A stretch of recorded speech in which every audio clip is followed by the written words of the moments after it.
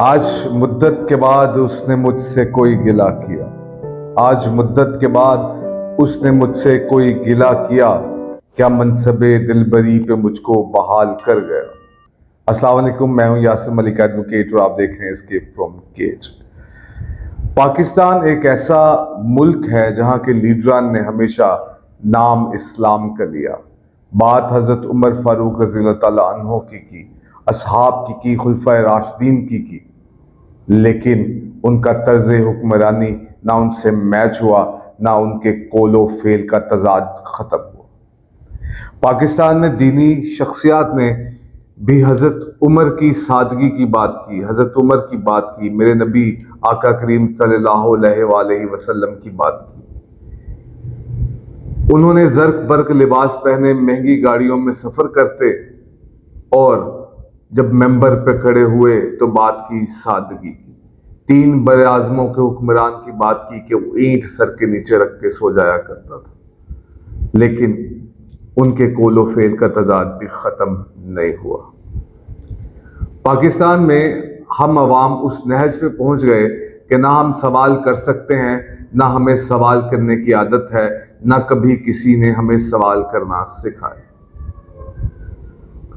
पाकिस्तान में जितने भी माशरे के सतून हैं जिनकी बेस के ऊपर एक माशरा खड़ा होता है, वहां पे अखलाकियात नापैद नजर आते हैं। एक मुल्क हमेशा अपनी एग्जेक्टिव, जुडिशरी, अब मीडिया भी उसके अंदर शामिल करें, इन तमाम चीज़ों को, इन पिलर्स के ऊपर खड़ा होता है, जिसमें से एक पिलर शायद अवाम का भी होता है। अब मीडिया की कारीगरी आजकल ये देखें कि मुख्तलिफ एंकर्स को आप इंतखाबात से पहले इंतखाबात का रिजल्ट बताते सुनेंगे, नए वजीर आजम का नाम लेते हुए सुनेंगे। ये सिर्फ पाकिस्तान के अंदर ही हो सकता है। यानी कि हामिद मीर साहब या सुहेल वड़ाइच साहब, ये सब आजकल इमरान खान को तो बिल्कुल इन्होंने माइनस कर दिया। उन्होंने कहा जी जो बैलेट पेपर होगा वहां पे बल्ले का निशान ही नहीं होगा। दूसरी बात, ये बात भी सुनी गई कि शहबाज शरीफ साहब को जो है ना वो कर लिया गया है एक्सेप्ट, हर तरफ काबिल कबूल। जब इलेक्शन हुए नहीं, जब बैलेट के ऊपर अवाम ने अपने स्टैंप किए नहीं, अपना जो राय देने का हक है उसको इस्तेमाल किया नहीं, तो फिर ये लोग होते कौन है ये बात कहने वाले। पाकिस्तान की जुडिशरी ने पाकिस्तान के लोगों के फंडामेंटल राइट्स की हिफाजत करनी थी, वो उसके अंदर नाकाम है। मीडिया ने कौम को शऊर देना था, सवाल करने का एक तरीका बताना था, सिखाना था और ट्रेन करना था। उनके वो जो बुत थे खौफ के, वो तोड़ने थे, लेकिन मीडिया उन बुतों के अंदर मजीद इजाफा करता चला जाता। इस मेन स्ट्रीम मीडिया ने सोशल मीडिया के कुछ प्लेटफॉर्म्स को छोड़ के जो मेन स्ट्रीम मीडिया है उसने तो गुलामी की जंजीरों को मजीद ताकतवर कर दिया। जब ये चेहरे आकर बगैर इलेक्शन के किसी नए वजीर आजम का या इलेक्शन के रिजल्ट्स की बात करते हैं तो सर शर्मिंदगी से झुक जाना चाहिए इस 23 करोड़ पाकिस्तानी अवाम का, लेकिन फिर भी सवाल नहीं उठाए जाते। हम आज भी अपनी उसी दाल रोटी और रोजी रोटी के चक्कर में लगे हैं और सवाल पूछने से कासिर है, क्योंकि सवाल पूछना हमारी सृष्टि के अंदर, हमारी नेचर के अंदर शामिल है। फिर पूछें भी क्यों? जिन लोगों ने सवाल पूछे, जिन लोगों ने सवाल किए, उनका अंजाम भी हमारी आंखों के सामने है। इस सारे के सारे सिनेरियो के अंदर मीडिया ने अपना रोल प्ले नहीं किया। अदालतें अपनी जगह पे, जो एग्जेक्टिव है वो अपनी मनमानी और अपनी अयाशियों के अंदर लगे हैं और आखिर में आ गए ताकतवर। एक सवाल है आप लोगों से पूछता हूं, पाकिस्तान के जितने भी बड़े इदारे हैं उनके जो चीफ ऑफिसर्स हैं, CEO हैं, आप ये बताएं कि वो ताकतवरों में से हैं, आम आदमी से हैं, कौन लोग हैं वो? आप उनके नाम सिर्फ ढूंढ लीजिए, आप उनके डेजिग्नेशन, आप उनकी वाबस्तगी पता कर लीजिए कि किन इदारों में से। यानी कि जर्नल्स हैं, रिटायर्ड हैं तो नैब में, रिटायर्ड हैं PIA का चेयरमैन बना दें, वापडा के अंदर लेस्को में लगा दें, दूसरी तीसरी जगहों पे लगा दें। यानी पाकिस्तान में इन जर्नल्स के अलावा कोई ऐसा शख्स मौजूद ही नहीं है जो इन इदारों को संभाल सके। और इन तमाम इदारों की जहां बात करें, इनकी हालत ऐसी है कि मतलब आप सोच समझ नहीं सकते, आपकी सोच वहां पे गायब हो जाती है, आपका सोचने समझने की सलाहियत मौफ हो जाती है। हम इनसे कारकर्दगी के बारे में नहीं पूछ सकते, और पूछे भी क्यों, हमें तो सवाल करने की आदत नहीं। इस सारे सिनेरियो के अंदर अब पॉलिटिकली अनस्टेबिलिटी, हामिद मीर साहब ने अपने एक प्रोग्राम में कहा कि बाजवा साहब ने इमरान खान को इकोनॉमी को ना संभालने की वजह से निकाला था, लेकिन ये जो सुजन तारा शहबाज शरीफ की तरह हमें दिया है, इसका हमने क्या करना। और फिर दूसरी बात, हामिद मीर साहब को अगर इतना शावर ने प्रोवाइड किया था तो ये सवाल पूछते कि जनरल बाजवा होता कौन है ये फैसला करने वाला कि किसको हटाना है किसको नहीं। मुल्क ने कानून के मुताबिक, आइन के मुताबिक चलना था, मुल्क ने रूल ऑफ लॉ के थ्रू चलना था। लेकिन जब अदालतें अपना रोल उस तरह से प्ले नहीं करती जिस तरह की अदालतों को करना चाहिए, तो फिर जनरल बाजवा ही फैसला करेगा, क्योंकि बंदूक तो उसके पास है, मेरे और आपके पास तो नहीं है।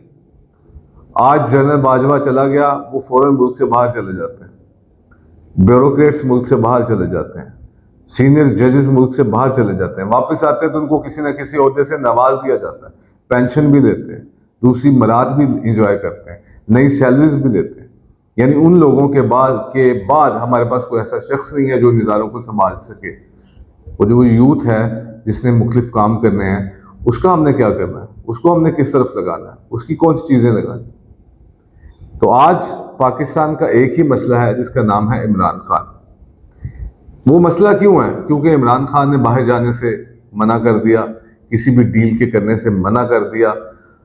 तो जब आप ताकतवरों को इस तरह से इनकार करते हैं तो उनकी तबीयत पे ये चीज गिरा गुजरती कि अगर हमें भी कोई इनकार करने वाला, अगर ये सब कुछ हो चुका होता तो आज मुल्क में दूध की नहरें बह रही होती, हम सब खुश होते, हमारी इकोनॉमी ग्रो कर रही होती, तमाम चीजें हो रही होती।